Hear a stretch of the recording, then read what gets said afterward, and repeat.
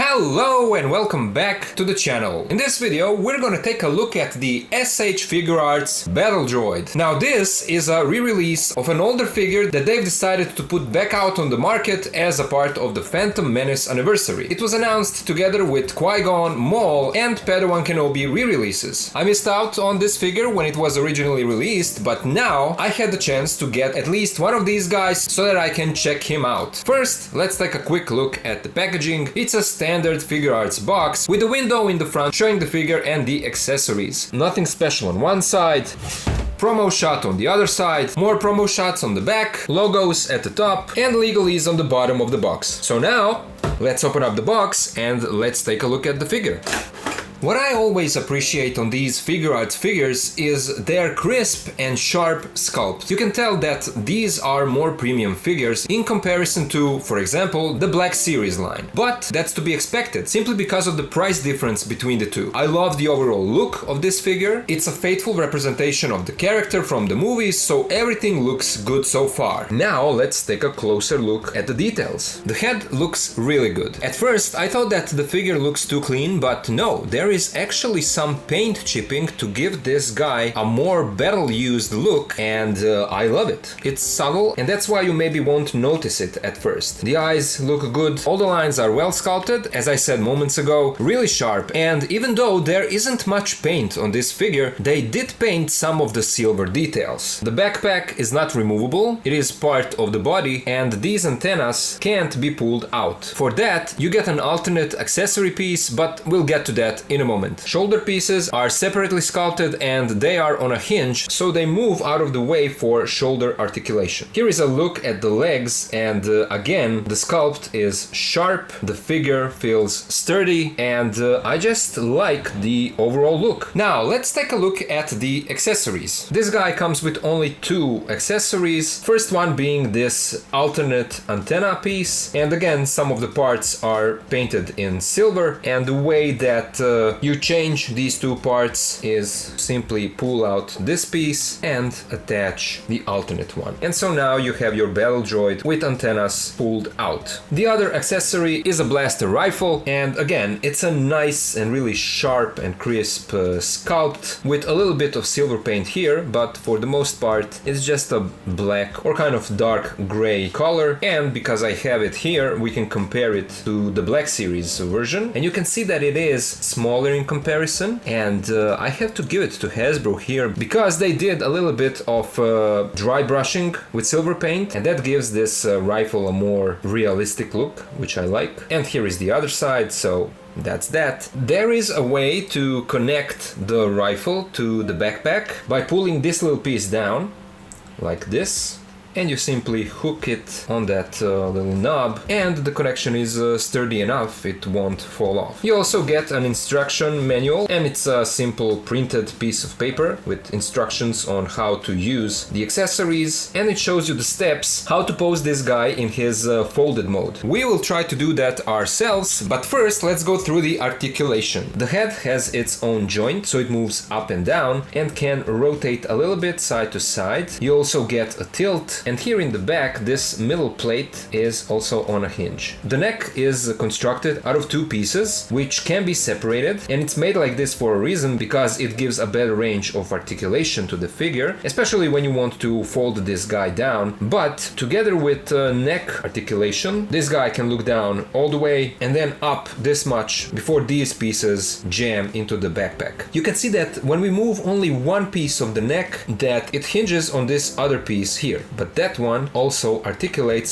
so you can get an even better range going down. There is no butterfly joint on this figure, but as already mentioned, there are these flaps on the shoulders that go out of the way when you want to articulate the arm going out, and it goes out this much. It can also rotate 360. There is a bicep swivel, single bend in the elbow that goes 90 degrees, another swivel underneath the elbow, and then a small ball peg in the wrists that gives you you a swivel and a slight rotation in any direction. The thumb is separately sculpted. It's also on a ball joint and has a little bit of movement. And then the other two fingers are on the hinges, and there are 2 points of articulation, so you can fold the hands to make a fist. For the torso, we have only 1 point of articulation, and it is inside here, and that gives us a little bit of side-to-side movement, a slight tilt. You can crunch forward this much, back this much, legs go out this much, forward they can kick high up, back as well. There is no tie cut. We do get a little bit of swivel in the hips. We have double jointed knees, and they designed this in a way that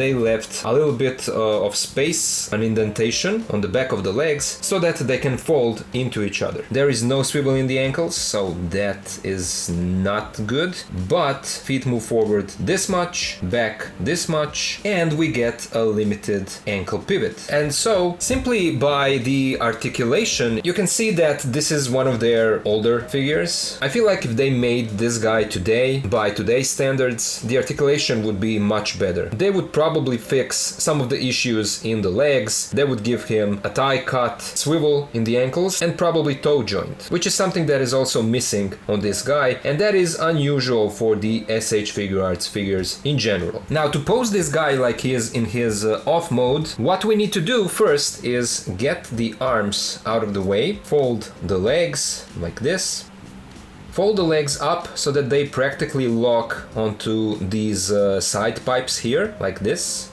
See?